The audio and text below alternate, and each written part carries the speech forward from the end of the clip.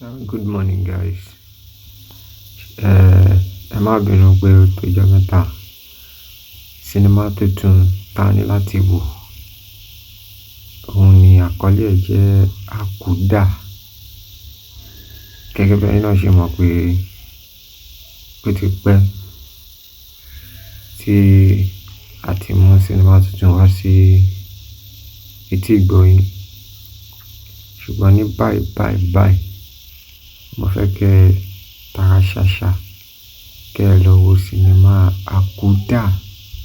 Àkúdà ni àkọlé ẹ̀.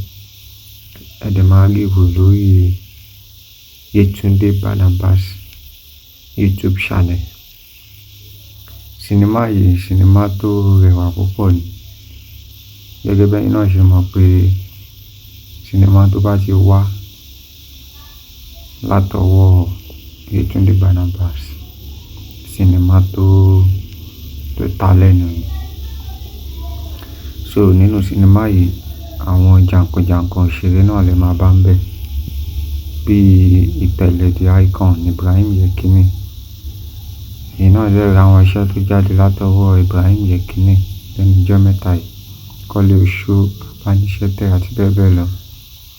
Bákan náà Ọdúnládé Adékọ́lá, Yetunde Barnabas fún rẹ̀ àtàwọn jàǹkànjàǹkàn òṣèré mi. So ẹ ní láti wo sinimá yìí, ẹ ní láti wo. Ẹ jẹ́ kí n kọ brief fún yín. Sinimá Àkúdà yìí, nínú ẹ̀ láti rí Yetunde Barnabas tó jẹ́ ìyàwó Ibrahim Yekini Ìtẹ̀lẹ̀ The Icon, tí àwọn méjèèjì sì nífẹ̀ẹ́ ara wọn dénúdénú, tí wọ́n ń bá eré ìfẹ́ wọn lọ. Kò pẹ́ kò jìnnà tí Ìtẹ̀lẹ̀ pàdé Yetunde Barnabas náà ni ó sọ fún pé òun fẹ́ fẹ́, tí Yetunde Barnabas sì sọ fún ọ̀rẹ́ ẹ̀ tó jẹ́ obìnrin. Ṣùgbọ́n impression ọ̀rẹ́ ẹ̀ tó jẹ́ obìnrin ni pé ó jẹ́ èèyàn kan tí ó ń jealous ìfẹ́ Ibrahim Yekini àti Yetunde Barnabas. Ó ṣò lójú ẹ̀ àti bí ó ṣe ń hùwà.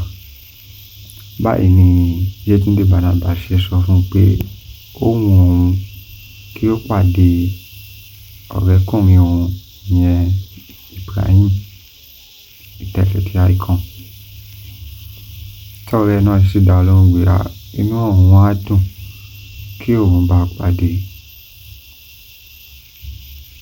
Ṣùgbọ́n kò bá pàdé nìkan, gbogbo wọn jáde àti ọkọ ọ̀rẹ́ ẹ̀ àti Habib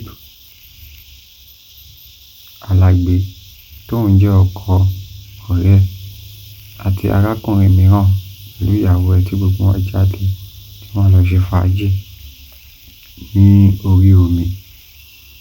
Orí omi ni wọ́n wà tí Ibrahim Yekini Ìtẹ̀lẹ̀ fi sọ fún ìyàwó ẹ̀ Yetunde Barnabas pé kí ó jẹ́ káwọn yẹra fún wọn, káwọn lọ ní fàájì tí wọ́n ní ẹgbẹ́ kan.